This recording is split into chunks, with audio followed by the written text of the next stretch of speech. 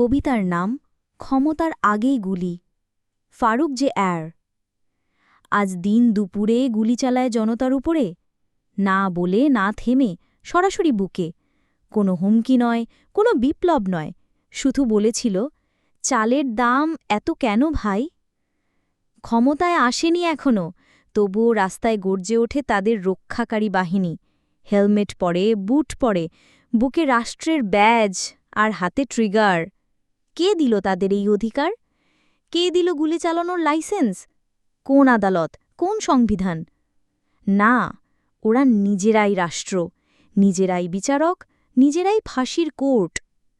মিছিলটা ছোট ছিল, একটা পোস্টার, বাঁচতে চাই মরতে না। কিন্তু তাদের চোখে সেটা ছিল ষড়যন্ত্র, আন্দোলন, রাষ্ট্রবিরোধী কাজ। তোর হাততালি দেওয়া ভোটের জন্য আজই যদি গুলি চলে, তবে আগামী নির্বাচনের পর তোর বাড়ির ছাদে নামবে বোমার ড্রোন। আজ চুপ করবি তো? কাল তোকে বলবে, চাচা আপনি তো চেয়েছিলেন উন্নয়ন, এই নেন উন্নয়ন, সাথে এক রাউন্ড বুলেট, একখানা মামলা। ছোট্ট একটা ছেলেও নিরাপদ না। সে শুধু বলেছিল, চাচা আমার আব্বুকে পুলিশ ধরে নিছে, উনি তো শুধু প্রশ্ন করছিল, গ্যাসের দাম কবে কমবে? উত্তরে কি এলো? একটা ভ্যানে তার লাশ, আর পেছনে মাইক, শান্তি বজায় রাখুন, কেউ উত্তেজিত হবেন না। কি সুন্দর, রক্তে ভেজা রাস্তায় শান্তির বাণী। এই কি নতুন রাজনীতি?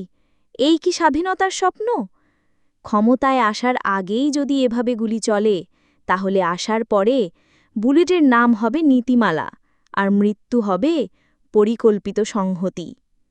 তাদের প্রতিটা গুলির শব্দে ভেঙে পড়ে গণতন্ত্রের দাঁত, মরে যায় সেই স্বাধীনতা যা কিনা রক্তে কেনা হয়েছিল। তুই এখনো চুপ থাকবি, তোর সন্তানকে বুকের কাছে টেনে রাখবি, আর ভাববি আমার কিছু হবে না? আজ যে মরছে, কাল সেও তোর মতোই মানুষ ছিল।